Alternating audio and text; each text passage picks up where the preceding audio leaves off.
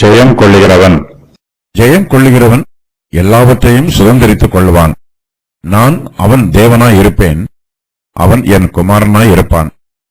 பயப்படுகிறவர்களும் அவிசுவாசிகளும் அருவருப்பானவர்களும் கொலைபாதகரும் விபசாரக்காரரும் சூனியக்காரரும் விக்கிரகாராதனைக்காரரும் பொய்யர் அனைவரும் இரண்டாம் மரணமாகிய அக்கினியும் கந்தகமும் எரிகிற கடலிலே பங்கடைவார்கள் என்றார்.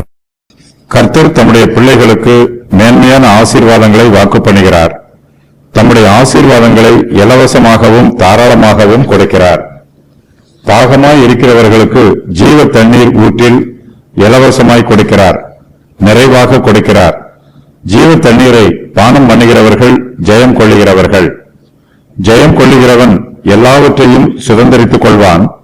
நான் அவன் தேவனாய் இருப்பேன், அவன் என் குமாரனாய் இருப்பான் என்று சிங்காசனத்தின் மேல் வீற்றிருக்கிற கிறிஸ்துவானவர் வாக்கு பண்ணுகிறார். இது கர்த்தருடைய பிள்ளைகளுக்கு கிடைத்திருக்கிற மாறாத வாக்குத்தத்தம். இதுவே நமக்கு மேன்மையான ஆசீர்வாதம். இந்த ஆசீர்வாதத்தில் பாவிகளுக்கும் துன்மார்க்கருக்கும் பங்கும் இல்லை, பாத்தியமும் இல்லை. பாவம் செய்கிறவர்கள் அழிந்து போவார்கள். துன்மார்க்கர் இரண்டாம் மரணத்தில் பங்கு பெறுவார்கள். அக்கினியும் கந்தகமும் எரிகிற கடலிலே அவர்கள் பங்கடைவார்கள். யாரெல்லாம் இந்த கூட்டத்திலே சேர்ந்திருப்பார்கள் என்று தேவனானவர் வெளிப்படுத்துகிறார்.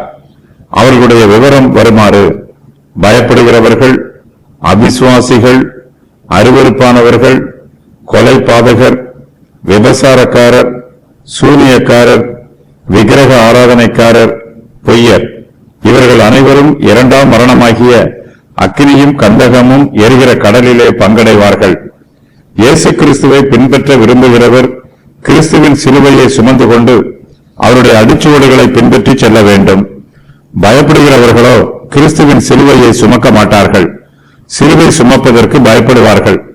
இவர்கள் கர்த்தருடைய அடிச்சுவடுகளை துணிந்து பின்பற்ற மாட்டார்கள். தங்களுக்கு பிரச்சனைகள், துன்பங்கள், உபத்திரவங்கள், வேதனைகள், சோதனைகள் வரும்போது பயந்து போய் கிறிஸ்துவை விட்டு விலகி போய் விடுவார்கள். இப்படிப்பட்டவர்கள் கிறிஸ்துவை மறுதலித்து எல்லா பாவங்களையும் துணிகரமாய் செய்வார்கள். இவர்கள் இரண்டாம் மரணமாகிய அக்கினியும் கந்தகமும் எரிகிற கடலிலே பங்கடைவார்கள். துன்மார்க்கர்கள் கர்த்தரை பின்பற்ற மாட்டார்கள், கர்த்தருக்காக பாடுகளை அனுபவிக்க முன்வர மாட்டார்கள். சொகுசாக வாழ வேண்டும் என்று விரும்புவார்கள். இப்படிப்பட்டவர்கள் அக்கினியும் கந்தகமும் எரிகிற கடலிலே பங்கடைவார்கள்.